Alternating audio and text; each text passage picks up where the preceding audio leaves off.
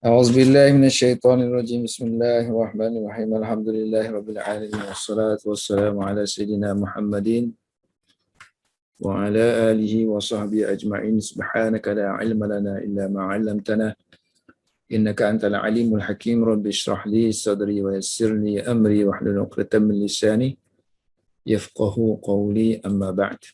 Pertamanya saya mengucapkan selamat datang, selamat bertemu kembali bagi yang mengikuti daripada sesi lepas lagi. Untuk yang baru tu kita ucapkan selamat datang. Sepatutnya kita sekarang ni tajuk yang ke-32 lah. Tapi kebiasaannya permulaan semester ni sebab ada pelajar baru, so kita terpaksa bagi mukadimah sikit tentang Fathul Bari ni supaya tak hanyut. Orang lama tu dia dah biasa dah dengan nama-nama yang ada dalam kitab Fathul Bari tu. Untuk yang baru tu mungkin ni kali pertama dia akan dengar nama-nama ataupun perkara-perkara yang akan disebut dalam Fathul Bari. Jadi taklah terkejut sangat kalau kita ada mukadimah tu. Baik. Yang pertama sekali kita belajar ni kitab Fathul Bari. Belakang saya tu ada Fathul Bari. Fathul Bari. So kitab Fathul Bari ni dikarang oleh Imam Bukhari lah. Nama dia Muhammad bin Ismail, tapi sebab dia berasal daripada Bukhara, jadi lekat nama dia tu Imam Bukhara. Kalau nama orang jadi Bukhari. So nama dia tu dah masyhur, kita tak nak detailkan tentang biodata dia tu, boleh tengok sendiri dalam internet. Memang dia berasal daripada Bukhara. Kemudian banyak musafir untuk mencari hadis dan berguru dengan ramai guru, musafir ke banyak tempat lah. Ke Baghdad, Khurasan dulu, kawasan dia tu, kawasan Khurasan. Kemudian dekat Khurasan tu Baghdad, Basrah, Lepas Basrah dia pergi Mekah, kemudian Mesir, Syria untuk mengumpulkan hadis. Dan dia ada banyak kitab yang dia karang. Yang paling masyhurnya kitab Sahih Bukhari ni lah, Al-Jami' As-Sahih. Kitab Syarah Bukhari ni dia susah nak faham dia. Dia susah nak faham. Kena ada penerangan baru boleh faham. Jadi oleh kerana tu ulama-ulama kita tulis syarah. Syarah ni ialah pendetailan tentang apa yang ditulis oleh Imam Bukhari dalam kitab dia Al-Jami' As-Sahih. So syarah yang terkenal ada 4. Yang syarah Fathul Bari juga oleh Ibnu Rajab Hambali. Yang ni ditulis sebelum Ibnu Hajar. Tapi Ibnu Hajar tak tahu kewujudan dia. Jadi nama tu jadi kebetulan. Fathul Bari. Selepas dia tahu tu lah, selepas dia siap dah, kemudian dia buat revision, tambahan, barulah dia rujuk kitab yang ditulis oleh Ibnu Rajab Hambali. Jadi orang confuse lah. Sama ada dia ni ambil daripada yang ni ke apa ke. Seangkatan dengan Ibnu Hajar ni ialah Badruddin Aini, iaitu Umdatul Qari. Ini satu angkatan dengan dia, satu tempat pun. Cuma bezanya Fathul Bari ni dia bermazhab Syafi'i. Jadi kalau uraian dia berkenaan dengan fiqh tu, kecondongan dia pergi kepada mazhab Syafi'i. Sebab itulah datangnya Badruddin Aini untuk tukar balik dia. Maknanya apa-apa fiqh yang ditulis oleh Ibnu Hajar tu ditulis sebaliknya oleh Aini, iaitu memperkuatkan hujah-hujah Hanafi kerana dia bermazhab Hanafi. Ini ciri-ciri orang dululah. Ciri orang dulu dia memang bermazhab, dan mazhab tu memang satu pegangan yang tak boleh diubah lah. Jadi pendirian dia itu akan mempengaruhi tulisan-tulisan dia. Dan pantang orang lain kalau melihat dikritik mazhab dia, dia akan jawab. Dalam kitab lah, bukan dalam internet. Sekarang ni internet. Di dalam kitab-kitab, jawab kitab dengan kitab. Namun antara dua ni memang kalau kita tengok memang kedua-duanya memang hebat lah. Lebih kurang syarah dia. Cuma oleh kerana Ibnu Hajar tu dia lebih dahulu. Dialah pelopor. Pelopor syarah yang komplit. Kemudian seolah-olah Umdatul Qari ni meniru dia je lah. Sebab dia hanya untuk jawab-jawab aja. Jadi selain daripada tu semua syarahnya lebih kurang yang apa yang telah dibincangkan oleh Ibnu Hajar. Kelebihan Umdatul Qari ni dia susunlah sebab dia syarah tu kemudian. Jadi syarah yang dia tulis ni agak tersusun berbanding dengan Ibnu Hajar. So kalau kita baca yang dia agak lebih senang lagi lah berbanding dengan yang Ibnu Hajar. Kemudian kita ada syarah untuk yang sekarang ni, kalau kita pandai bahasa Arab, kalau kita nak rujuk, nak baca syarah kepada Bukhari, so kita baca antara 4 ni lah. So yang keempat ni ialah Irsyadus Sari. Irsyadus Sari ini ringkasan kepada Fathul Bari. Dia ringkaskan. Dan seolah-olah dia tulis ni kepada orang yang mula-mula nak belajar Sahih Bukhari. So kalau kita pergi terus kepada Fathul Bari ni agak sakit kepala sikit. Kalau yang sini dia tak sakit kepala. Sebab dia mengulang-ulangkan, kalau nama orang tu diulang-ulangkan, tak pernah dia tinggalkan pendetailan tentang nama-nama rawi. Kalau 10 kali sebut, 10 kali dia akan sebut nama rawi tu. Kalau Ibnu Hajar ni dia hanya syarah ikut selera dia je lah. Kalau rawi tu pernah dia bincangkan, dia tak nak sentuh, dia tak akan sentuh. Kalau ada poin penting dia nak sentuh, baru dia sentuh. Kalau Irsyadus Sari, dia sentiasa memperingatkan kepada kita, nama sekian-sekian ni ayah dia, nama sekian. Nama sekian-sekian ni berasal daripada sekian-sekian. Ini Irsyadus Sari. Jadi saya nasihatkanlah, kalau orang yang pandai bahasa Arab tu, untuk mula-mula nak tengok syarah kepada Sahih Bukhari, bacalah dia. Maknanya kena ada dia tu di samping. Kalau nak baca Fathul Bari pun, kena ada dia di samping. Itu syarah yang kita kata yang sezaman lah, kira sezaman lebih-lebih kurang. Maknanya syarah Bukhari yang agak lengkap, yang telah dilengkapkan. Semua ni. Cuma yang Fathul Bari, Ibnu Rajab Hanbali ni dia tak lengkap sebab dia meninggal dunia awal. Tak sempat komplitkan syarahan dia tu sampai kita jenazah, tak silap saya, dia meninggal dunia. Jadi nakis lah. Nakis maksudnya tak sempurna. Yang lain tu semua komplit. 3 ni komplit. Okey, semua kitab-kitab ni terutama sekali Fathul Bari bersandarkan kepada syarah-syarah yang lama. Jadi sudah tentulah Ibnu Hajar dalam Fathul Bari ni akan menyebut nama-nama kitab yang terdahulu sebagai sandaran dia dalam menghuraikan hadis Bukhari. So antara kitab-kitab yang lama yang disebut dalam Fathul Bari yang kita akan jumpa nanti ialah nama seperti Al-Khattabi. Antara kitab-kitab lama syarahan Bukhari sebelum Ibnu Hajar ni ialah A'lamus Sunan. A'lam ni bendera seolah-olah ini satu bendera supaya nampak lah. Nak suruh nampak tanda-tanda kepada pemahaman terhadap hadis Bukhari ni dipanggil sunan. Sunnah ni kan sunan. So ini 386. Sedangkan Ibnu Hajar tu dalam 700 dah kan. 800 dah. Syarah awal. Kemudian syarah Muhallab. 400 syarah Muhallab. Nanti Ibnu Hajar dia akan sebut nama aja. Dia tak sebut ni syarah ni. Dia sebut nama tuan dia. Al-Khattabi. Dia sebut Muhallab. Dia sebut yang ni pula Ibnu Battal. Dia akan sebut nama ni. Yang ni yang antara yang banyak-banyak ni yang paling dia banyak sebut. Ibnu Battal. Sebab dia agak lengkap dan uraian dia tu padat sikit. Walaupun ringkas tapi padat. Kemudian syarah Ibnu Tin. Kemudian lagi syarah Yani. Ini pun banyak naik. Ibnu Munayyir. Ibnu Munayyir ni ada 2 sebab dia adik-beradik. Ibnu Munayyir ada 2. Satu Nasiruddin Ibnu Munayyir, yang kedua Zainuddin Ibnu Munayyir. Dua-dua ni.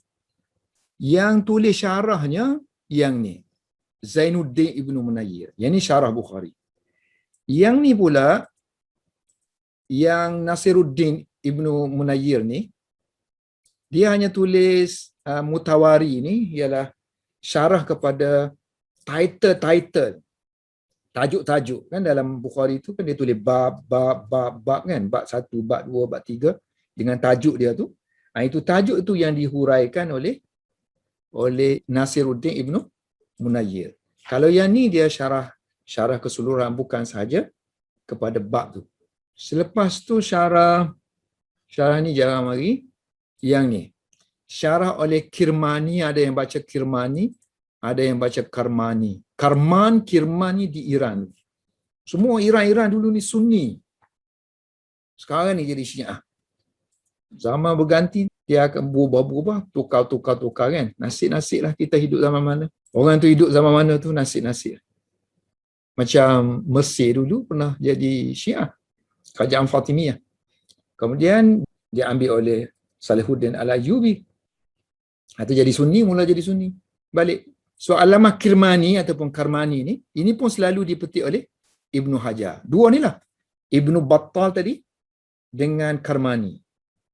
Syarah dia agak sebab dia orang terkemudian sikit, hampir-hampir dengan Ibnu Hajar tu. So syarah dia mestilah agak komplit sikit kan. Ibnu Hajar ni dia petik, boleh jadi petik tu untuk dia rasa huraiannya bagus. So dia letakkan. Kalau dirasakan huraian tu ada kontradik, tak bagus ataupun salah faham, so dia akan kritik. Zarkashi ada Ibnu Mulakkin. Ini pun jarang-jarang sebut Ibnu Mulakkin. Okey, itu syarah-syarah yang ada dalam Fathul Bari. Kemudian syarah-syarah yang selepas Ibnu Hajar tu, syarah-syarah ulama benua India ada. Kan? Ramai yang tulis syarah, terutama sekali syarah-syarah dalam bahasa Urdu. Bahasa Arab pun ada, bahasa Urdu pun banyak. Yang ni kita tak penting lah sebab kita tu pun tak guna, yang gunanya saya je lah. Untuk mutalaah saya tu kadang saya baca. Cuma sebab saya ni belajar di India dulu, hadis, jadi biasalah. Maknanya syarah-syarah yang biasa kita selalu baca ialah Faidul Bari oleh Anwar Shah Kashmiri. Anwar Shah Kashmiri orang Kashmir, kira muhaddis yang amat terkenal lah. Kira nama dia tu kalau sebut nama ulama India, kerana dia lah India tu naik. Makna buah fikiran dia tu yang agak ajaib. So dia ada satu kitab nama Faidul Bari. Ini pun bukan dia tulis. Dia syarah tu dalam kelas dicatik oleh anak murid, so anak murid compile kan. Bayangkan masa syarah tu dengan mulut tu, anak murid salih tu pun dah ilmiah dah. Kalau dia karang sendiri macam mana entah, tapi tak ada kesempatan dah, sibuk. Okey, antara yang masyhur juga ialah Abwabut Tarajim. Abwabut Tarajim ni syarah kepada bab-bab dalam Bukhari macam yang Ibnu Munayyir buat tu, Nasiruddin Ibnu Munayyir buat. Ini diperlanjutkan, ditafsirkan dengan detailnya oleh Maulana Zakaria Kandahlawi. Maulana Zakaria Kandahlawi, salah seorang tokoh yang ada hubungannya dengan pengasas Jemaah Tabligh itu Maulana Alias. Yang ada hubungan. Yang tulis kitab Fadail A'mal yang selalu markas dan tabligh buat bacaan untuk targhib, untuk tanamkan minat beramal tu kan, Fadail A'mal. Ini dikarang oleh Maulana Zakaria. Syarah Arab dia sikit-sikit ada. Kebanyakan syarah yang ditulis oleh ulama India ni tak komplit. Sebab mereka masa tu lebih tumpukan kepada tadris, mengajar. Masa tu zaman kemunduran hadis di seluruh dunia. Sebab Inggeris sudah memerintah seluruh dunia, jadi dia kacau semua sistem pendidikan. Jadi sistem pendidikan Islam, madrasah dah tak ada, negara Arab pun tak ada, semua tak ada. Jadi umat Islam tu umbang-ambing dalam nak mempelajari agama. Between yang nak pergi universiti takut, pergi universiti pun belum ada lagi pengajian Islam. Jadi terumbang-ambing, madrasah pun dah tak ada, makin tak ada. Jadi kebetulan Allah lahirkan madrasah di India waktu tu untuk menghidupkan semula, menjaga semula ilmu hadis. Jadi penumpuan yang waktu itu hanyalah mengajar je lah. Baca dengan banyak, mengajar. Jadi tak sempat nak mengarang itu. Jadi karangan mereka tu diambil alih oleh anak-anak murid yang menyalin pengajaran yang diajar oleh guru dalam kelas. Jadi kita tengok syarah tu agak lumayan kan. Agak lumayan. Syarahannya tu agak lumayan. So mereka buat persediaan yang cukup sebelum mengajar. Dan kebolehan orang India ialah mereka dapat ingat apa yang dibaca tu. Walaupun mereka cakap ni dalam bahasa Urdu. Mengajar ni dalam bahasa Urdu. Tapi yang dalam kitab tu dia boleh datangkan semula dalam bahasa dia. Jadi maksudnya apa yang diutarakan tu agak ilmiah lah. So agak ilmiah dan autentik, maksudnya kalau kita cari kitab asal tu memang akan jumpa. Okay. Jadi semua syarahan hadis Bukhari di India ni dalam bentuk amali, kita panggil. Bentuk amali. Ni amali. Amali maksudnya guru bercakap, anak murid tulis. Dalam kelas tu kan dia bercakap, anak murid tulis. Okey, pelbagai kitab mengenai Sahih Bukhari. Okey, Bukhari ni dia kaya tau. Bukhari ni kaya. Kitab Bukhari tu dia kaya. Kaya dengan kepelbagaian. Maknanya kalau orang nak tulis sesuatu mengenai dia, boleh ambil satu sudut saja, dia boleh jadi satu fund, boleh jadi satu bidang untuk buat kajian. Kalau tumpu kepada bab dia saja kan, boleh buat satu kajian, boleh buat satu kitab khusus mengenai tajuk-tajuk yang dia kemukakan. So kalau kita tengok perbincangan mengenai kitab Bukhari ni, kalau kita klasifikasikan perbincangannya, lebih kurang ada berapa ni? Ada 15. So 15 perkara dalam Bukhari yang orang buat pengajian yang berasingan dan kitab yang berasingan. Ada yang bincangkan tentang lafaz-lafaz hadis yang ada dalam Bukhari tu, yang suka-suka tu kan, dia panggil gharib hadis. Ada yang hadis-hadis tu agak payah nak faham, dipanggil muskilat. Ada yang nama-nama dalam Bukhari tu, nama-nama orang agak tak diketahui, panggil mubahamat. Kemudian hadis-hadis yang dimasukkan dalam Bukhari tu ada yang tak ada sanad, so dia panggil muallaqat. Kemudian tajuk-tajuk dia tu dia panggil tarajim. Kemudian Bukhari ni terkenal dengan ulang-ulang hadis. Ulang-ulang maknanya kalau satu hadis ni di tempat yang lain dia akan ulang balik. Tapi cara persembahan dia lain lah. Dia panggil hadis mukarrarat. Dan macam-macam lagi. Yang ni penggunaan kitab Bukhari. So kitab Bukhari ni zaman-zaman dahulu lah. Selain digunakan dalam pengajian, mereka juga digunakan dalam majlis-majlis. Bacaan majlis macam baca Quran juga. Bacaan sardan macam baca Quran. Duduk ramai-ramai baca Bukhari. Baca aja sampai habis, khatam. So, masing-masing tu ada tujuan masing-masing lah. Tujuan ketenteraan ke, maknanya tentera kita sekarang sedang berperang dengan Tartar contohnya kan. Berperang. So kita duduk rumah ni buat apa? Tak ada buat apa dia kata. Selain daripada ambil berkat Quran, ambil berkat kitab Bukhari. Duduk ramai-ramai baca, berdoa. Ambil keberkatan daripada Bukhari. Okey, yang penting juga tentang Bukhari ni ialah manuskrip. Tentang manuskrip. So manuskrip ni artinya yang kita ada sekarang ni ialah kitab Bukhari yang bercetak, yang telah pun dicetak. Yang manuskrip ni maksudnya yang ditulis tangan, diambil daripada tuan dia sendiri. Misalnya dia ambil daripada Bukhari sendiri, tu dia ada anak murid dia. So anak murid dia tu salin daripada Bukhari. Sebab dulu mana ada mesin cetak kan. So dia salin. Kemudian kalau saya ni ambil daripada Bukhari, saya akan simpan kitab Bukhari saya tu. Dan kitab itu yang saya akan ajar. Dan yang saya akan perwariskan, maknanya perturunkan kepada anak murid. Jadi anak murid saya tu akan salin. Sebab dulu tak ada photostat, salin. Jadi salinan tu kadang-kadang tersalah salin. Kan? Kemungkinan berlaku tersalah salin. Ada 3 orang ambil. 3 orang ambil dengan saya, salin-salin tu. Bila buat bandingan, ada kelainannya. So kelainan itulah menjadi masalah kepada kita yang kemudian ni. So kelainan itu menjadi masalah kepada kita yang kemudian. Jadi untuk orang yang kemudian ni dia akan kumpulkanlah semua. Kumpulkan semua manuskrip-manuskrip yang ada. Sebab ada manuskrip itu hilang di tengah jalan.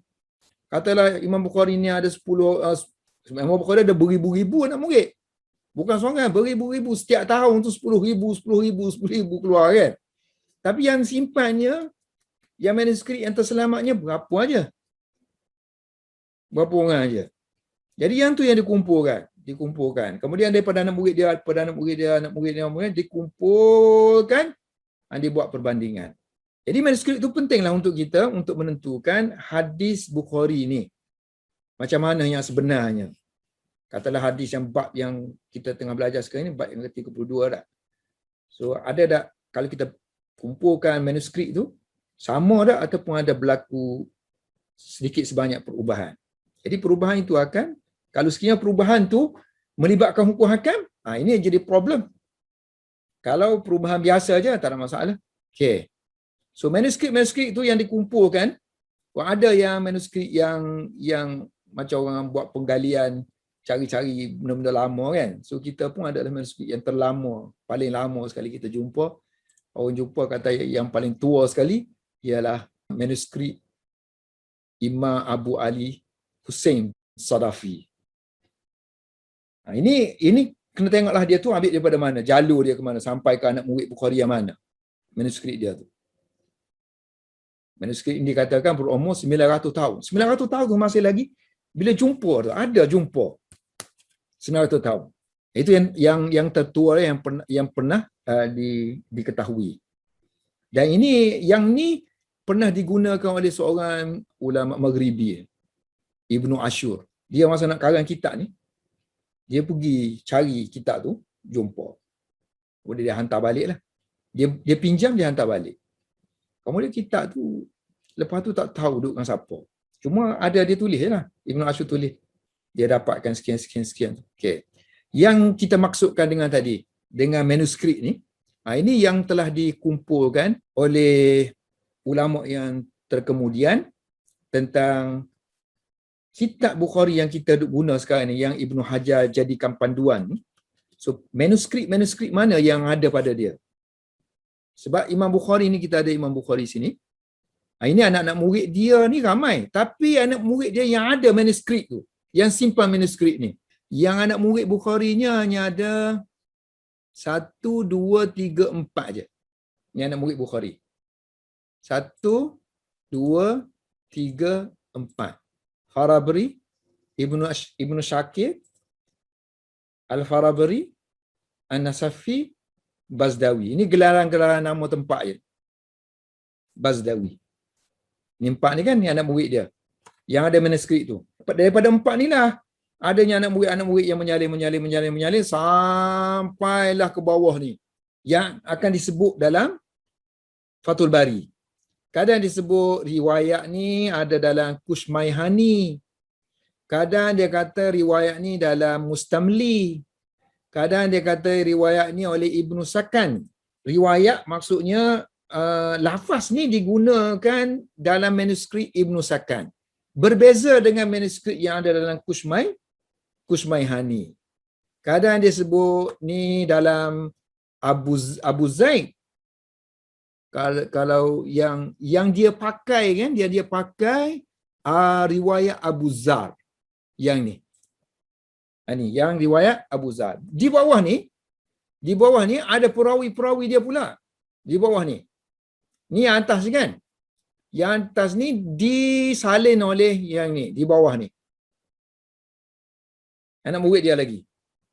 So manuskrip yang dipakai oleh Ibnu Hajar yang jadi mainnya ialah manuskrip riwayat Abu Zar. Yang Abu Zar. Dan Abu Zar ni, dia guru dia ramai, mana manuskrip yang dia jadikan panduan, mana dia kadang dia pergi mengaji dengan Kushmayhani. Kadang dia pergi mengaji dengan Ibnu Hammawai. Kadang dia pergi mengaji dengan Mustamli.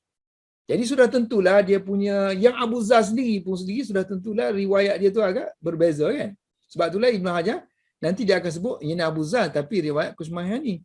Jadi mungkinlah dia ambil ni sebab Abu Zar ni dia lebih banyaklah riwayat dia. Banyak untuk guru. So dia jadikan asas. So antara kelebihan mengaji kitab Fathul Bari ni ialah kita dapat mengenal manuskrip Bukhari yang digunakan oleh Ibn Hajar. Oleh orang-orang yang terdahulu lah.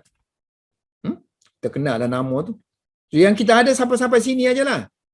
Yang atas-atas tu memang dah tak ada dah. Hilang gaib lah. Ada sampai-sampai sini aja.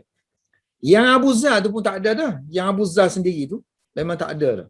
So macam mana orang dapat yang Abu Zar? Daripada Ibn Hajar tu kan, dia buat catatan tu. So orang kumpulkan jadi Bukhari riwayat Abu Zar. Yang ni yang Arab tadi, yang Melayunya yang ni yang saya tulis balik ni. Farabri tadi kan. So ni ringkasan je lah. Daripada Farabri lah.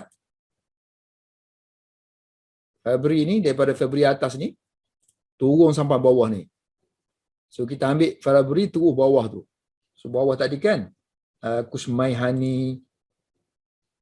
Kemudian yang ni Abu Zar tadi tu. Abu Zar mengaji dengan Mustamli, Hamwi dengan Kusmaihani.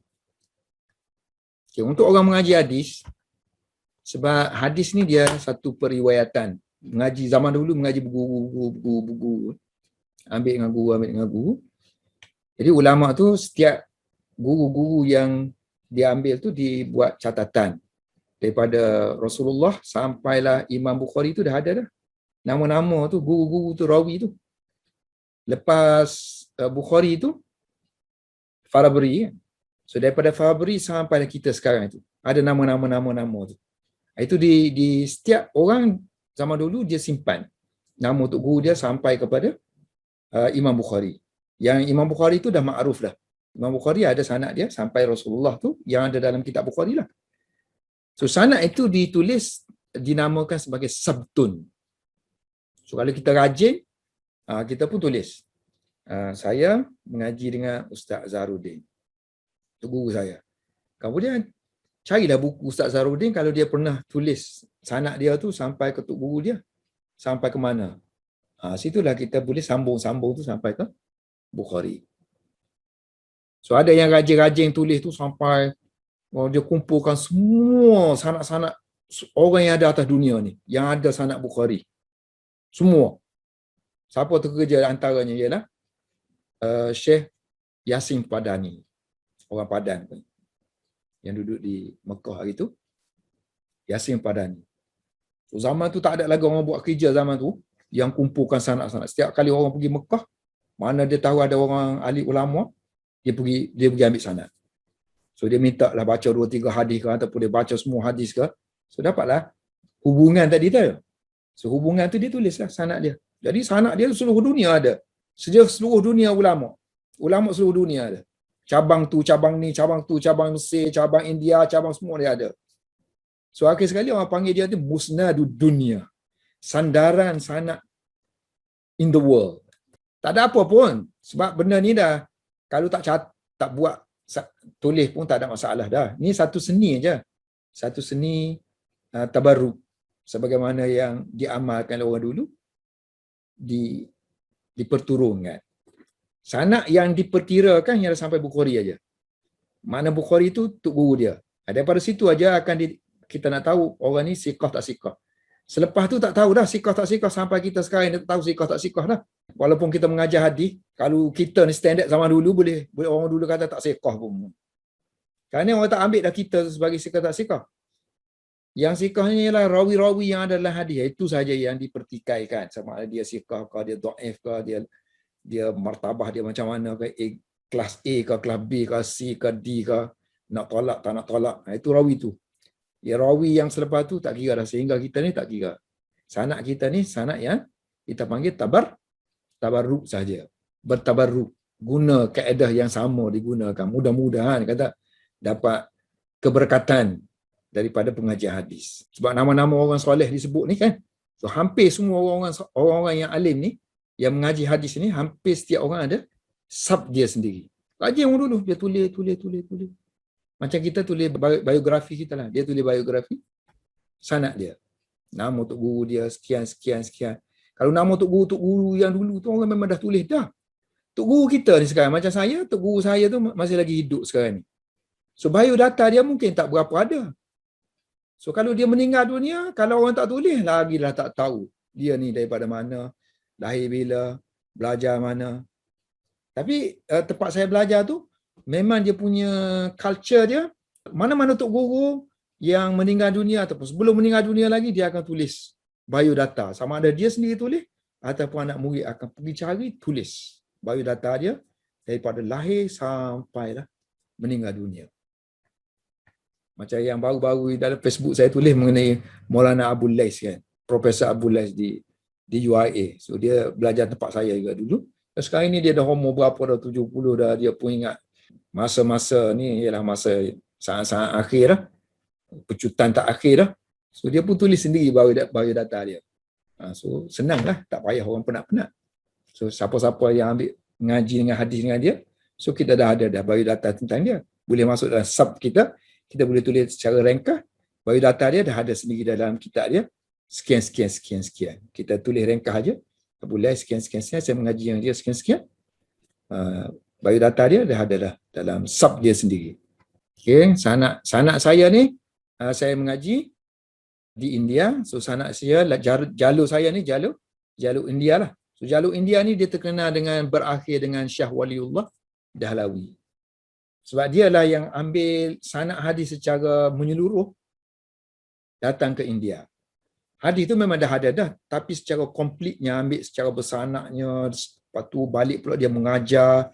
Itu Syah Waliullah Dahlawi yang dia ambil daripada tok guru dia Abu Tahir Madani, orang Kurdi. Masa dia duduk dia pergi ke Mekah dan tinggal 2 tahun. Dia masa duduk India tu memang dah alim dah. Dia pergi ke Mekah, Madinah.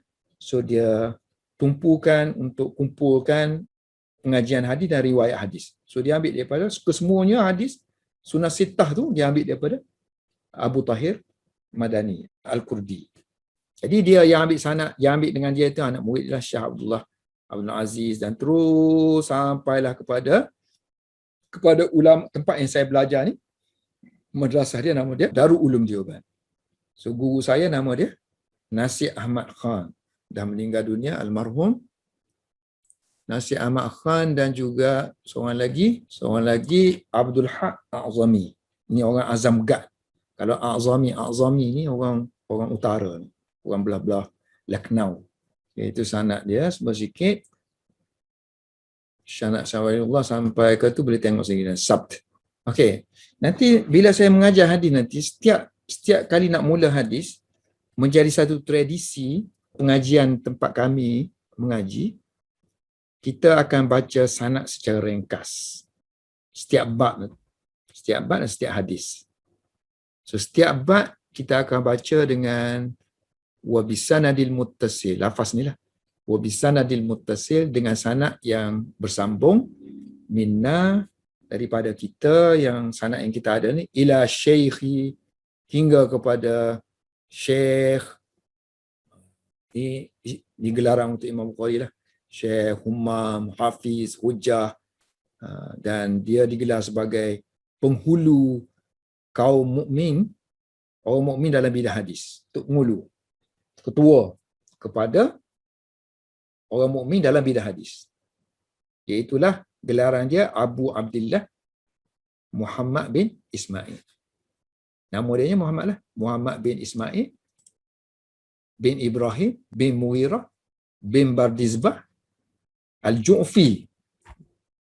Gelaran juga nama Ju'fi. Sebab masa moyang dia Al-Mughirah masuk Islam, masa tu penguasa dia, gelaran dia Al-Ju'fi. Yang menjaga kebajikan orang Islam, orang baru masuk Islam tu, ialah keturunan Ju'fi. So dikaitkan dia dengan Ju'fi. Al-Bukhari ni ialah tempat dia lah. Tempat kelahiran dia iaitu di Bukhara. Kemudian kadang kita baca doa, Allahumma anfa'na bi ulumihi wa ulumihim. Semoga Allah memberi manfaat dengan ilmu yang ada pada Bukhari dan ilmu-ilmu yang ada pada alim ulama sebelum ni. Amin ya rabbal alamin. Okey, kemudian itu yang agak lengkap sikit lah. So bila kita dah laju-laju sikit ni, kita lagi ringkas. Yang panjang-panjang tadi, sanad yang panjang-panjang tadi, kita akan ringkaskan dengan perkataan wabihi saja. Dan dengannya. Dan dengannya, sebelum baca hadis, baca dan dengannya. Dengannya ni ialah kiasan kepada sanad. Sanadnya daripada saya ni sampai kepada Imam Bukhari. Dengan sanad yang sama tadi. Dengan sanad yang sama, aku baca hadis ni dengan kata-kata qala, berkata Imam Bukhari, haddasana si fulan telah meriwayatkan kepada kami, guru kami si fulan. Jadi kadang orang baca wabihi saja. Kadang orang baca tu dengannya tu dijelaskan. Nya tu maksudnya dengan sanad.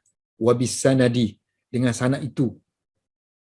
Ataupun dengan sanad yang telah disebutkan. Wabis sanadil mazkur. Ataupun dengan sanad pengarang itu sendiri, yakni Bukhari. Wabis sanadi ilal muallif. Sanad ni sampai kepada Imam Bukhari. Pengarang yakni Imam Bukhari. Ataupun sanad yang as-sabiq, sanad yang lalu milik Imam Bukhari.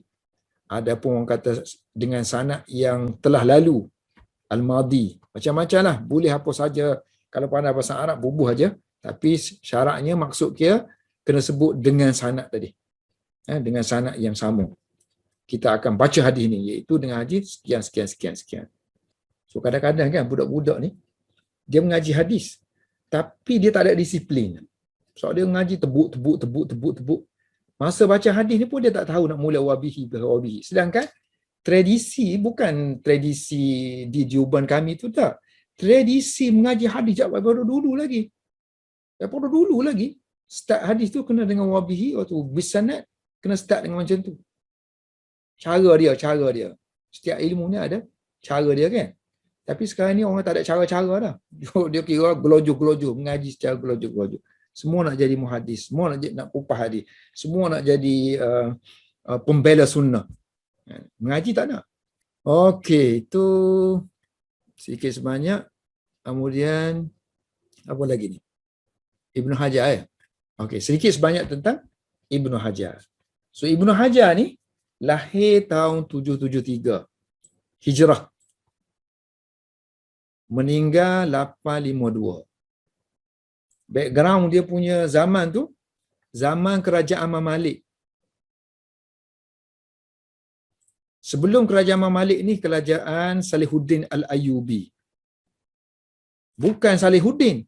Lepas Salihuddin meninggal dunia ni, ramailah pengganti-pengganti dia.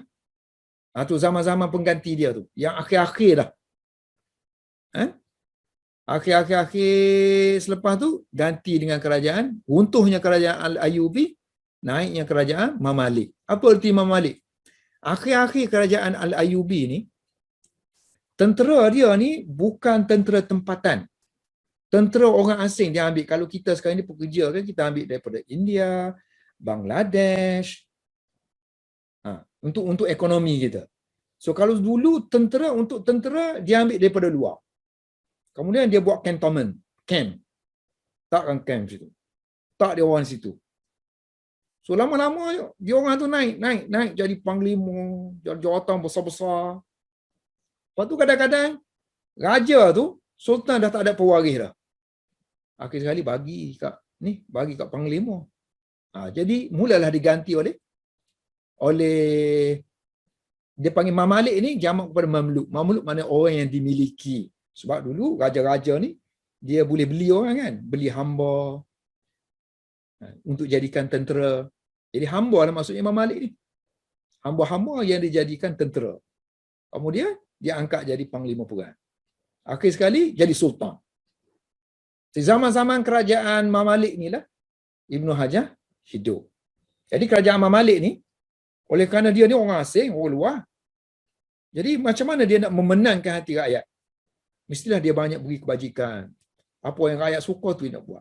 Rakyat suka agama, buat madrasah, buat kutubkhana, perpustakaan, buat masjid, buat zawiyah, buat apa. Jadi rakyat suka pada ilmu, buat pusat tu jadi pusat ilmu. Sebab itulah zaman Imam Malik ni semasa memerintah di Mesir, ilmunya subur. Kebetulan waktu itu Baghdad dan Syria tengah jatuh disebabkan oleh serangan kerajaan Tartar. Jadi ilmu sudah berpindah. Semua ulama-ulama yang talent tu lari. Nak lari ke mana? Lari ke Mesir. Waktu tu Kerajaan Imam Malik seolah-olah sudah sedang menadah. Kan? Macam Eropah sekarang ni lah kan. Eropah sekarang ni dia dah gemilang. So bila dia gemilang, so dia cari je orang yang geliga-geliga di seluruh dunia tu mari duduk dengan dia, bekerja dengan dia. Macam itulah zaman dulu pun. Mari. Jadi profesor sini. Jadi berkumpulan di situ orang-orang alim yang bijaksana. Zaman ketika Kerajaan Imam Malik memerintah Mesir. Yang mana waktu itu Ibnu Hajar pun hidup zaman tu. Ini ringkasan tadilah. Kerajaan Imam Malik, Mamluk, habis. Okey. Masa Kerajaan Imam Malik tu, ilmu hadis dia tak berapa gagah lah. Jadi akhir-akhir tu, zaman-zaman sebelum Ibnu Hajar tu dah ada bunga-bunga dia. So bunga-bunga tu dihidup oleh guru Ibnu Hajar lah. Seperti Zainuddin Iraqi. Dia dah mula buat pengajian hadis yang jenis bersanad, sudah penulisan. So mereka cuba qada balik ilmu-ilmu hadis yang ada di Baghdad dan Syria yang sudah luput disebabkan oleh serangan tentera Tatar. Banyak kitab dibakar. Banyak kitab dibuang ke dalam sungai Furat. Jadi khazanah ilmu dah habis. Jadi ulama zaman Tu'u Ibnu Hajar ni, so dia buat balik, hidupkan balik, buat syarah balik, tulis balik matan balik. Jadi ilmu dia orang ni masa tu ilmu yang bukan kita kata baru, tidak sebagaimana ilmu yang diciptakan di Baghdad dan di Syria dulu. Ilmu yang kita kira nak kembalikan balik mana-mana yang kitab-kitab yang terhapus dulu, hidupkan balik. Jadi dia bukan satu inovasi lah. Jadi syarah-syarah yang ada situ, kitab-kitab di zaman Kerajaan Mamluk bukan satu inovasi. Sebaliknya, suatu pengumpulan semula ilmu-ilmu yang telah hilang. Termasuklah ilmu hadis. Sebab itulah syarah-syarah yang hadis yang ditulis zaman-zaman itu bukan satu benda yang baru, iaitu syarah ke atas syarah sahaja. Tulis matan, kemudian syarah balik, kumpulkan syarah, kemudian syarah ni kurang komplit, ditambah oleh orang lain supaya agak komplit. Jadi dia tindang-menindang, mengkomplit antara satu sama lain sahaja. Kalau yang panjang tu, yang panjang lebar syarah tu, so dikat-katkan, ringkaskan sikit. Ada yang ringkas sangat, diperkembangkan supaya panjang sikit. Jadi bendanya bukan satu inovasi, sebaliknya suatu kita panggil duk buat benda yang sama aja. Benda yang dah ada, bahan dah ada, cuma susun mengikut matlamat masing-masing. Jadi sebab tu kita tengok syarah Ibnu Hajar ni tak ada yang benda yang baru, melainkan kritikan-kritikan yang dia diberikan oleh Ibnu Hajar. So yang lainnya ialah jamak, mengumpulkan semua syarah-syarah yang lain ada, dan yang barunya ialah kritikan dia. Kritikan yang dilakukan oleh Ibnu Hajar terhadap syarah-syarah yang dilakukan oleh ulama-ulama dahulu. Okey, sebab itulah kita tengok, sebab saya kata tadi kumpulan, mengumpul kan. Sebab tu kita tengok dalam syarah Fathul Bari kita ni, Ibnu Hajar guna sebanyak 1430 buah rujukan. Kita buat tesis ni rasa hebat dah kan. Tesis PhD 5 years, 6 years. Biasa orang buat agama ni kalau biasanya 5 tahun. Kalau buat engineering apa so 2 tahun, 3 tahun pun boleh. Buat agama tak dia lama. Kalau Azhar lagi lama lagi. MA saya 5 tahun, PhD tak tahu berapa tahun. Dia paksa kita supaya baca-baca kan. So rujukan kita paling tinggi lah 30, 20 rujukan. Yang ni 1430. Bayangkan. 1430. So macam mana dia boleh ingat? Maknanya yang ni dia dah sebut sana, sini dia sebut sini, dia sebut sana. Kitab. So seolah-olah maksudnya kalau kita baca Fathul Bari ni, kita mengaji dia, kita akan melalui, kalau berjaya habis khatam contohnya kan, so kita dah melalui sebanyak 1430 buah kitab. Jadi pengarahan dia pun 1430 orang pengarang.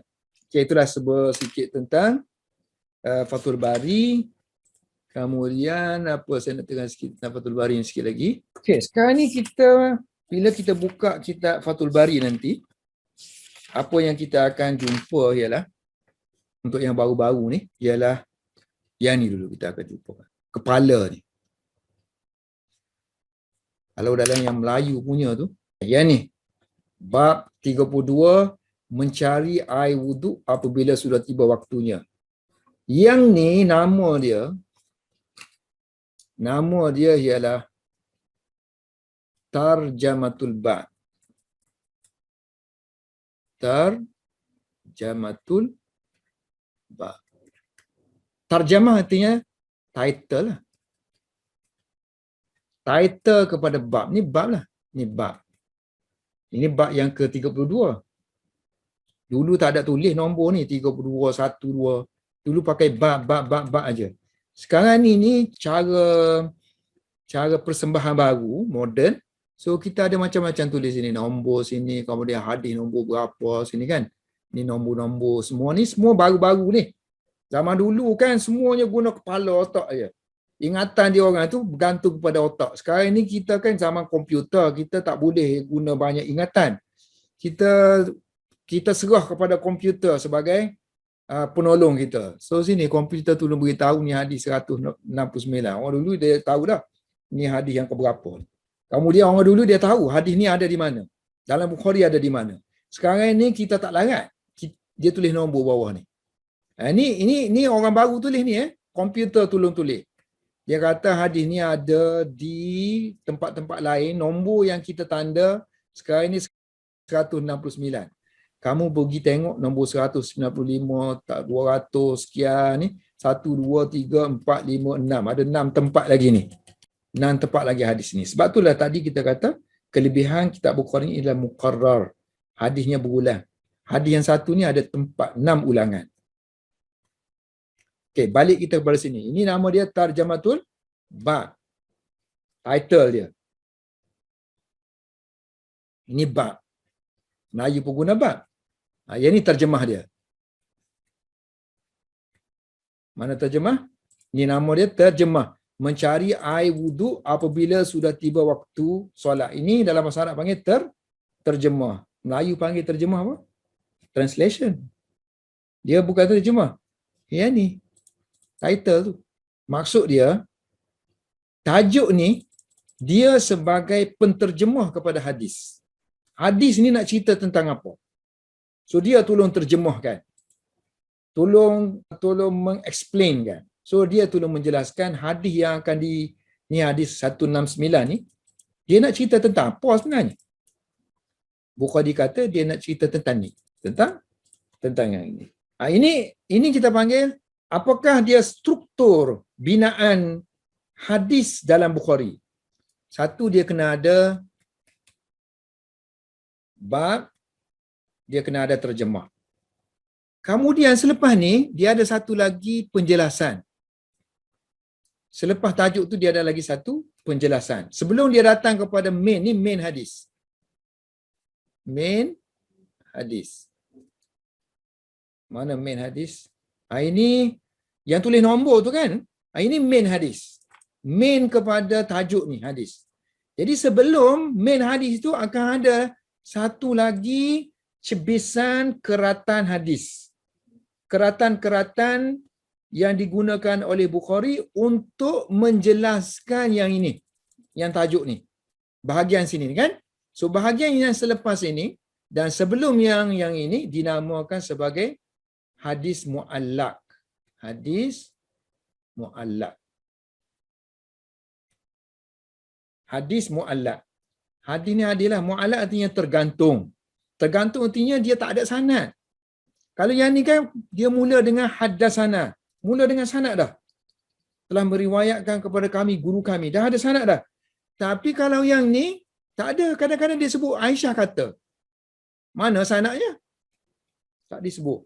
Jadi sanadnya tergantung. Tergantung tu kita panggil mu'allaq. Kadang Ibnu Hajar sebut ta'liq. Pergantungan. Sama jugalah. Yang ni digantung. Yang ni pergantungan. Hadis yang mengalami pergantungan. Ta'liq. Yang ni hadis yang digantung. Tengoklah penggunaan dia. Kita tu kalau kadang kita nak guna perkataan hadis yang digantung.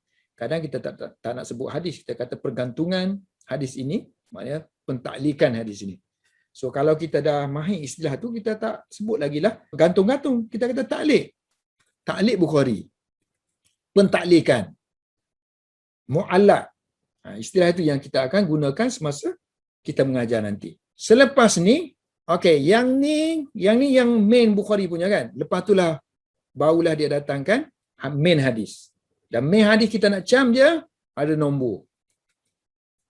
Untuk zaman sekarang ni, ulama kita bubuh nombor. Ulama dan juga percetakan boleh nombor untuk kemudahan orang yang baca hadis. Selepas hadis ni, barulah syarah. Inilah yang dinamakan Fathul Bari. Jadi yang atas kita ni hadis ni, al-bab ni, sampailah kepada hadis ni, ini bukan Fathul Bari. Fathul Barinya ialah bila dia tulis syarah tu. Itulah Fathul Bari. Sebab asal Fathul Bari, dia tak tulis matan. Kalau dia tulis matan, panjang lagi lah dia punya kitab tu. So dia hanya buat quotation, ambil mana-mana yang dia nak hurai je. Dia ambil sini sikit, ambil tempat-tempat yang nak huraikan dia tu, yang itulah yang macam ni kan. Selepas dia kata syarah. Syarah tu, okey, dia akan syarah satu persatu, mulai daripada sini, bab tu. Mana di sini yang perlu disyarah, dia akan syarahkan. Mana yang tak perlu, dia akan tinggalkan. Sini bab. Bab ni dia akan syarahkan sini dulu. Tengok kan, kita tengok 32 kan. So 32 dia mula dengan babu iltimas al-wudu. Dia tulis penuh. So yang atas ni bukan Fathul Bari. Yang ini pencetak yang tuliskan. Masukkan. Sebab tu setengah-setengah Fathul Bari yang kita harap sama-sama dulu, dia tak ada matan Bukhari ni. Kita seksa pula. Nak kena cari matan Bukhari letak depan kita ni, barulah boleh baca Fathul Bari. Tapi ulama kemudian ni, ataupun pencetak kemudian ni, dia rasa buat gitu seksa. So kita akan bubuh matan hadis. Sebab itulah matan hadis ni kadang-kadang tak sama dengan kurungan-kurungan yang diberikan oleh Ibn Hajar ni. Sebab Ibn Hajar dia ada manuskrip sendiri, sandaran yang saya kata Abu Dhar tadi kan, manuskrip Abu Dhar. Jadi yang atas ni kemungkinan manuskrip yang bukan Abu Dhar digunakan. Tapi Ibn Hajar akan banding-bandingkan yang mana walaupun sini yang dalam kurungan ni tak sama dengan yang atas, tapi semasa dia huraikan itu akan ada yang ada dalam matan. Ini kita panggil matan hadis. Okay? So dia akan huraikan mulai daripada sini, daripada bab ni. Dia akan hurai di bab ni. So huraian bab ialah, yang penting dalam huraian bab ini ialah Ibn Hajar akan cuba memberitahu kepada kita apakah maksud Imam Bukhari daripada title yang diberikan dengan hadis ni. Kalau orang baca hadis kan, masing-masing orang ada ayat masing-masing. 10 orang tekaannya berbeza. Hadis tu semua sahih-sahih belaka dah. 10 orang baca, 10 orang mempunyai andaian yang berbeza. Ataupun kalau bab tu mengenai hukum hakam. 10 orang yang gunakan hadis ini untuk matlamat masing-masing, untuk dalil masing-masing sebagai bukti kepada apa yang dia nak bawakan, apa yang dia nak istinbat hukum. Kalau mengenai hukum, kalau kita sekarang ni mengenai hukum wudu, yang kita sekarang ni mencari air wudu ketika masuknya waktu solat. Problem dia apa? Problem dia. Kita tak tahu problem apa, kenapa. Mesti dia datangkan tajuk ni, mesti ada problem sebelum Imam Bukhari ni. Imam Bukhari dah tahu para ulama sebelum dia ni berada dalam keadaan bermasalah tentang masalah ni. Mereka sudah bincang, mereka dalam perbincangan tentang satu masalah. Dan masalah ni dimasukkan oleh Imam Bukhari. Jadi kalau orang tak tahu masalah ni, dia tak tahu apa sebenarnya. Tajuk ni tentang apa, nak cakap tentang apa. Jadi kerja Ibn Hajar ni dia mengumpulkan semua. Kumpulkan ada orang pernah tak bercakap tentang masalah ni. Masalah ni yang Imam Bukhari ni. Kalau ada, alhamdulillah, kumpulkan. Kalau tak ada lagi, terpaksa gali. What's the problem? Apa problem? Sebab Imam Bukhari bila dia letak tajuk atas ni, ertinya hadis ni ada problem di kalangan para ulama, dan dia ambil keputusan. Dia ambil jalan tengah, jalan keputusan, inilah fahaman aku tentang hadis ni. Di luar sana ada ulama yang berselisih tentang hadis ni, pandangan aku sekian yang kebetulan pandangan ini muafakah ataupun bersetuju dengan pendapat Imam Syafi'i ke, dengan Imam Abu Hanifah ke, dengan Imam Malik ke, ataupun semua tak bersetuju, dia seorang bersendirian tentang masalah. Inilah dinamakan sebagai fiqh Imam Bukhari. Tajuk ni ialah fiqh Imam Bukhari. The understanding of Imam Bukhari about something.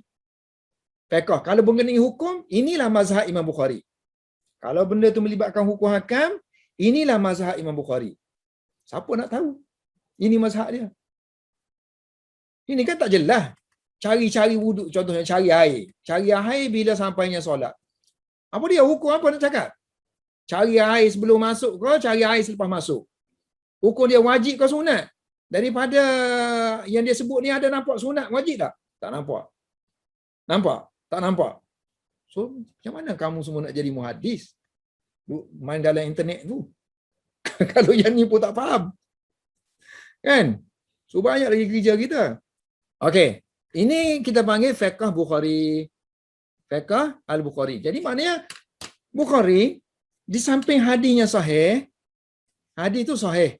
Sebab semua muafakah, semua sepakat mengatakan hadis yang ada dalam Bukhari semuanya sahih. Tapi hukum yang ada dalam Bukhari itulah yang berlainan. Setiap ulama berlainan fahamannya. Dan Imam Bukhari sendiri ada fahaman yang tersendiri. Imam Ibn Hajar ni cuba mengumpulkan pandangan-pandangan ulama yang cuba mengaitkan pandangan Imam Bukhari ini dengan hadis ini. Dan kelebihan Imam Ibn Hajar ialah dia tak ta'assub. Dalam bab ni dia tak ta'assub. Maknanya dia as a Syafi'i, dia bukan nak mensyafi'ikan Imam Bukhari. Dia malah mempertahankan maksud Imam Bukhari-nya dengan hadis ini ialah sekian. Daripada dia baca kitab Bukhari ni berpuluh-puluh kali, beratus-ratus kali, dia tengok semua syarahnya, dan dia ada zauq. Kalau kita baca sekali tentang sesuatu, dia tak mari lagi zauq. Maknanya kita tak mari lagi. Anak kita ni, daripada mana kita tahu perangai anak kita? Anak kita ni kita cam. Bila kita hidup lama dengan dia lah. Daripada kecil lagi, kita pegang sehari dua tak tahu lagi.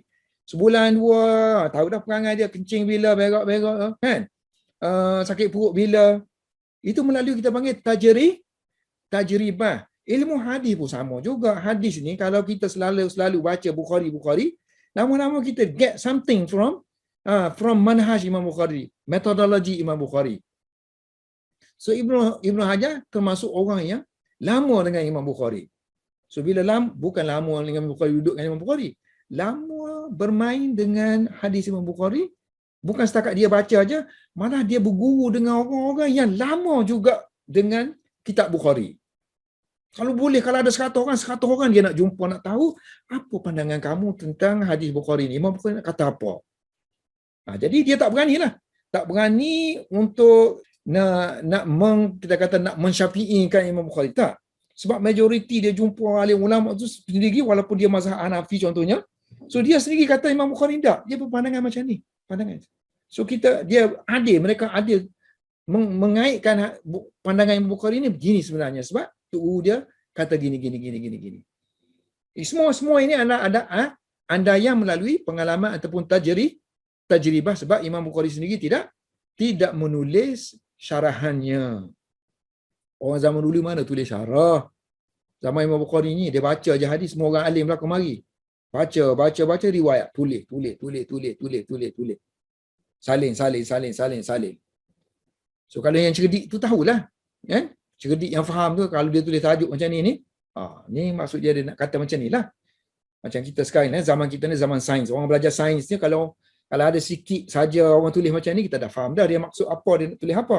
Zaman dulu tu memang zaman muhaddis belaka. Dia tulis sikit tu orang dah faham. Bila zaman tak berlalu, orang makin tak faham, tak faham. Bila tak faham tu perlukan kepada penjelasan. Sebab itulah akan adanya syarah-syarah, penjelasan. Jadi kalau orang mengaji hadis, langsung dia pergi directly kepada hadis, letih lah. Maknanya awal-awal lagi kita tak boleh terima dah dia. Sebab dia guna akal dah. Dia tak ada tajribah, tak ada pengalaman. Ini melalui pengalaman. Pengalaman yang orang yang banyak berkecimpung dalam inilah pensyarahan hadis. Jadi balik kita kepada Ibnu Hajar tadi. So Ibnu Hajar dia, kalau kita tengok syarahan dia nanti, ini terjematul bab. Ni tajuk ni. Jadi syarahan dia yang pertama, Ibnu Hajar ialah dia akan cuba mengaitkan hubungan tajuk ini dengan hadis. So hubungan tu jelas ke tak jelas? Kalau jelas tu memang kadang tu Imam Bukhari guna tajuk sini kan, tajuk ni sama dengan lafaz hadis bawah tu. Jelas. Kadang tajuk ni tak sama dengan hadis ni, cari tak jumpa. Satu lafaz pun tak ada dalam ni, satu lafaz pun tak ada dalam hadis.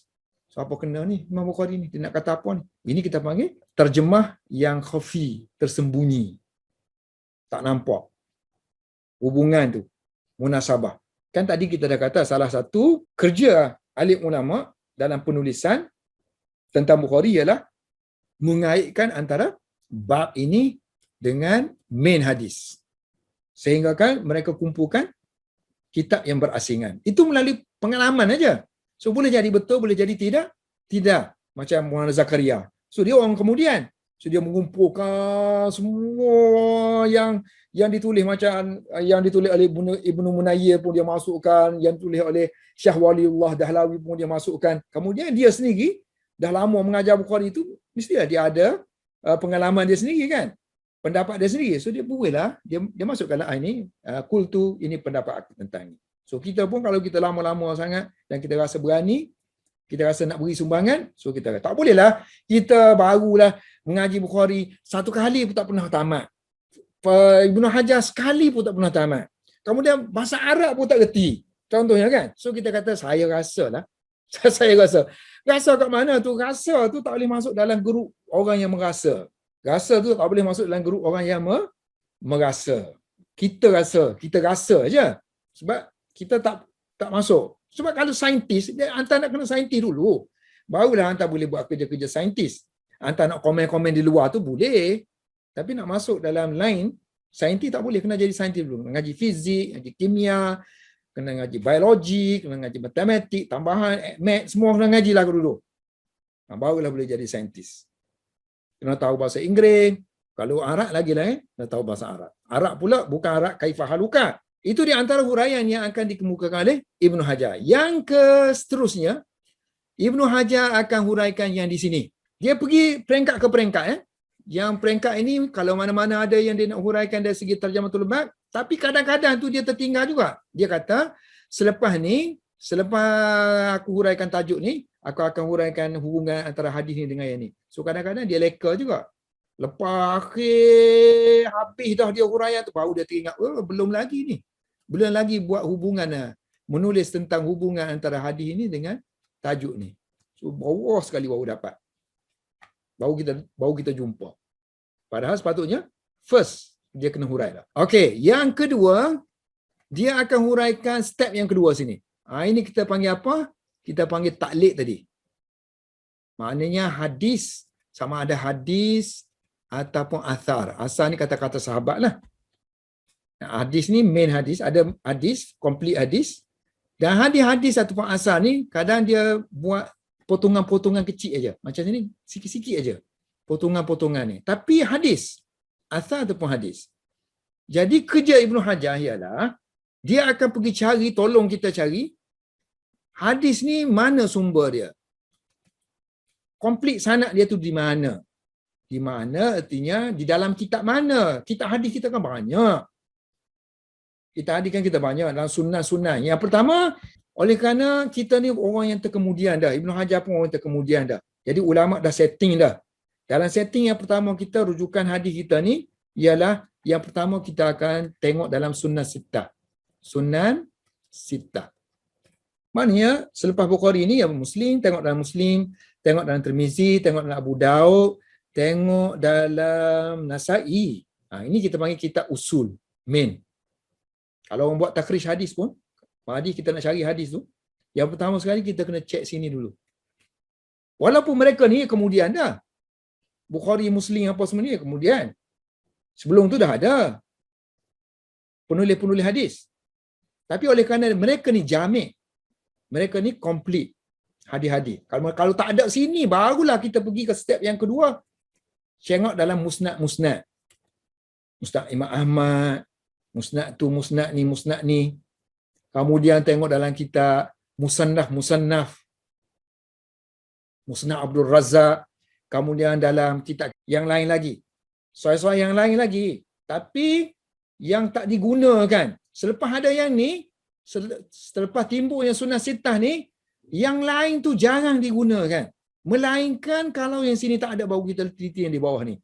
Jadi Ibnu Hajar, dia akan tolong kita sini, semak. Kalau sini ada, senang aja. Saya pun senang cari tu. Kalau sini tak ada, yang dicari di bawah-bawah ni sampai kalau tak ada langsung, itu sakit-sakit kepala nak cari kat mana. Sakit kepala nak cari kat mana. Ini akan carikan dalam takhrij hadis. Macam-macam lah kitab. Kitab hadis ni dia apa? Macam-macam. Yang masyhurnya yang inilah Sunan Sittah. So dia akan tolong carikan kepada kita yang tak bersanad tadi akan bersanad. Dan dia akan terangkan kepada kita apakah nilai hadis ini. Sahih ke? Hasan ke? Dhaif ke? Dia akan terangkan. Ada masalah ke? Tak ada masalah ke? So kalau yang orang kata hadis Bukhari ni ada masalah, bukannya main sini, bukan sini. Yang sini yang ada masalah. Yang nilainya ada masalah. Sebab Imam Bukhari kata ini bukan main hadis. Ini aku buat tajuk aja. Sokong kepada tajuk. Yang orang duk kritik hadis Bukhari ada yang dhaif apa semua tu kan, yang lemah pun ada. Kebanyakannya mari daripada sini. So itu tidak mencacatkan Bukhari sebab itu bukan main hadis. Okey, selepas dia huraian ini, dia akan huraikan main hadis. So main hadis kita ni ialah hadis yang bersanad. Ni Bukhari. Dia mula dengan haddatsana. Artinya ni guru dia. So guru dia ni akan ambil daripada guru dia, ambil lagi sampailah kepada sahabat, iaitu Anas bin Malik. Kemudian maulah hadis Rasulullah sallallahu alaihi wasallam. Ni lafaz hadis. Ini sanad hadis, sini ke sini. Jadi sebelum pergi kepada main hadis matan tu, dia akan huraikan nama rawi-rawi ni. Sebab dalam pengajian hadis, rawi ni yang akan menentukan hadis ini lemah ataupun tidak lemah. Rawi ni. Kalau rawi ni ingatan dia tak berapa kuat, kita kata lemah. Kalau rawi ni masa dia menyampaikan hadis ni, masa dia tua dah. Ingatan dia pun dah tak berapa ingat dah. Mungkin hadis itu akan jadi lemah. Jadi setiap kategori rawi-rawi yang ada di sini akan dihuraikan oleh Ibnu Hajar mengikut, bukan satu persatu. Sebab bukan Irsyadus Sari. Bukan kitab Irsyadus Sari yang saya sebelum ni. Irsyadus Sari akan terang satu-satu. Ini satu-satu. Ibnu Hajar tak, dia pilih-pilih aja. Yang ni dia rasa ada problem sikit di kalangan para muhaddis ni, tak berapa cam dia. Ataupun gelaran dia tu dipertikaikan, so dia akan huraikan. Imam Malik sini ramai orang tak kenal Malik ni siapa. So dia akan sebut ini Imam Malik. Ishaq ni kemungkinan ada dua orang nama Ishaq. Dia akan terangkan Ishaq ni dua orang, ayah pun serupa, datuk pun serupa. So dia akan bezakan. Itu maknanya itu kerja Ibnu Hajar. Biasanya yang dia kemukakan itu yang ada problem-problem yang untuk memberi penjelasan kepada orang yang mengaji hadis. Walaupun kita dah tahu sebenarnya rawi-rawi yang disebut oleh Imam Bukhari ini semuanya disepakati siqah. Tapi kita tak kenal lah. Sebab dia beri reka-reka ni Malik saja. Siapa Malik? Malik kan ramai orang. Dia akan sebutlah ini Imam Malik. Ataupun dia tak sebut dah sini sebab di tempat lain dia dah sebut. Sebelum ni dia dah sebut Imam Malik.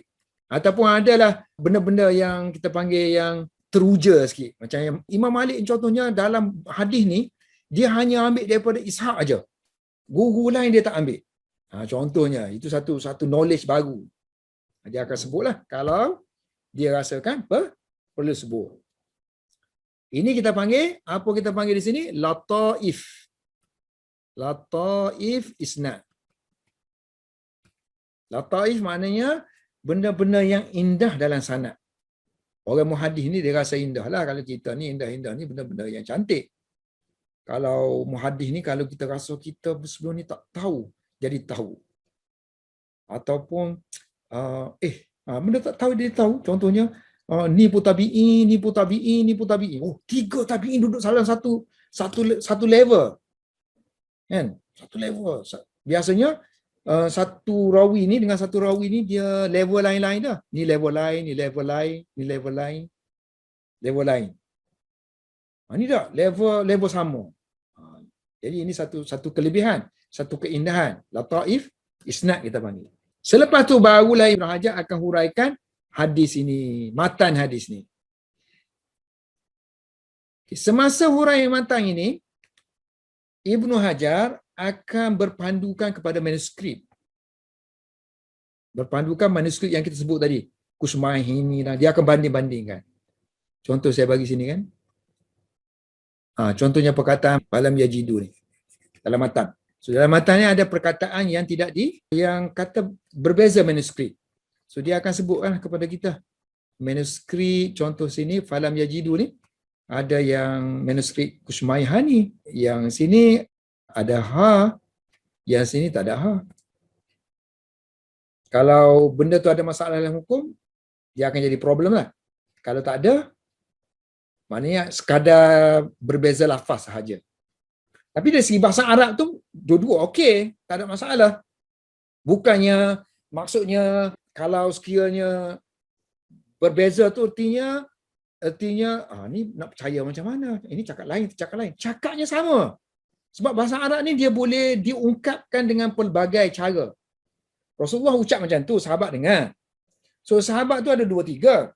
So dia grab kata-kata Rasulullah tadi tu dengan pemahaman dia terhadap bahasa Arab. Pemahaman yang sama. Maknanya sahabat dia ingat tu. So ingat tu dengan tidak mengubah makna yang Rasulullah ucapkan. Dan kadang-kadang tu sama, betul-betul sama.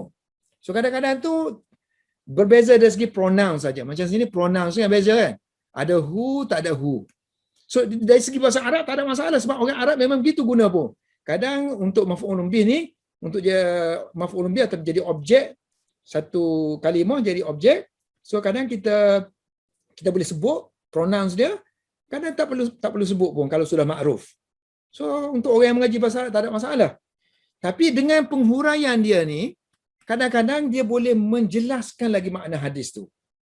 Dengan menjelaskan lagi makna hadis. Jadi perlulah perbandingan manuskrip ni, kadang-kadang dia boleh menyentuh masalah hukum hakam yang ataupun pertikaian yang boleh diselesaikan ataupun boleh diperkuatkan oleh, katalah Imam Syafi'i buat satu istinbat hukum. Sekian. Tapi tidak ada hujah. Maknanya hadis tu tak menyokong. Hadis Bukhari tak menyokong. Tapi dengan jumpanya manuskrip ni, rupanya betul lah yang Imam Syafi'i kata tu. Sebab Imam Syafi'i tu zaman dia tu manuskrip dia lagilah ada banding dengan yang orang kemudian. Jadi Imam Syafi'i bila dia mengistinbat satu hukum tu, maknanya hadis-hadis yang ada pada dia tu memang banyaklah manuskripnya yang dia tahu berbanding dengan orang kemudian. Sebab itulah imam-imam ni macam mana kita kritik dia pun dia tetap imam sebab dia hidup zaman Nuh. Imam Abu Hanifah dari sudut kemuhadisannya, so orang tak letak dia sebagai muhadis, tapi as a imam tak boleh kritik sebab dia mengaji dengan tabi'in, beribu-ribu tabi'in. Kebetulan zaman dia hidup tu bukan jenis zaman yang salih hadis. Semua dia berjenis ingat semua benda tu, kemudian mencurahkan ilmu ni ialah melalui hukum hakam je. Orang tanya soalan, jawab. Tapi apakah neraca yang digunakan oleh Imam Abu Hanifah. Dia bacanya hadis. Hadis itu ada dalam kepala dia, tapi yang keluarnya ialah hukum hakam. Orang tak boleh kata. So bila orang cari hukum hakam yang dia buat tu, oh ada hadis ni, oh ada hadis ni. Oh baru tahu. Baru tahu. Tu zaman dia, zaman tu zaman berbeza. Habis dah, pukul 7. Itulah yang penting dalam penguraian Fathul Bari ni. Selain daripada tu, Imam Ibnu Hajar dalam penguraian nanti, selain daripada manuskrip kan, dia bandingkan manuskrip, dia akan huraikan dari sudut bahasa, lurah. Sebab hadis ni ialah bahasa yang tertinggi selepas Al-Quran. Jadi lafaz yang digunakan tu, lafaz yang jarang-jarang orang faham. Orang zaman tu je faham. Orang zaman sekarang tak faham. So dia akan huraikan. Ibn Hajar akan huraikan berpandu kepada ulama-ulama bahasa lah. Kemudian hadis ni dia punya lengguk-lengguk dianya tinggi. Bahasa dia tu. Bahasa kiasannya tinggi. Itu kita panggil balaghah lah. So Ibn Hajar akan jelaskan dari sudut bahasa.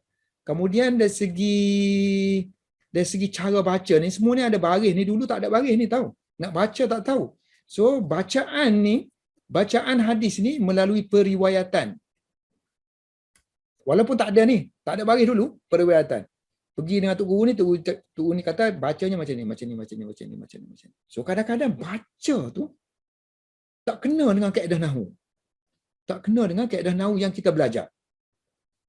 So Ibnu Hajar akan huraikan kenapa baca baris batas ni, kenapa baca baris bawah kalau sekiranya ada masalah. Itu dari segi bahasa. Dan satu lagi, selain daripada bahasa, kalau ada hukum hakam, utama sekali bab hukum hakam lah. Ini mengenai hukum hakam. So Ibnu Hajar akan sentuh hukum hakam itu, terutama sekali kalau hukum hakam itu telah pun dibangkitkan oleh syarah yang sebelum ini. Macam Ibnu Battal, syarah dia lebih kepada hukum hakam. So Ibnu Hajar akan kemukakan kepada kita, sama ada dia just kemukakan ataupun dia akan buat satu kritikan, semakan semula. Yang seterusnya, yang akhir sekali, Ibnu Hajar ni dia bermazhab Syafi'i. Jadi kalau sebab sekarang kita dalam bab-bab berkenaan dengan hukum hakam. So kecondongan dia semasa penghuraian lebih kepada mazhab Imam Syafi'i lah. Kalau sekiranya tak ada kena-mena dah dengan Bukhari. Bukhari tak ada kata apa-apa dah.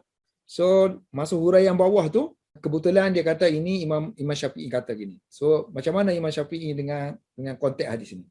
So banyaklah akwal Imam Syafi'i ataupun dalam kitab-kitab mazhab Imam Syafi'i terutama sekali dalam syarahan oleh Imam Nawawi lah.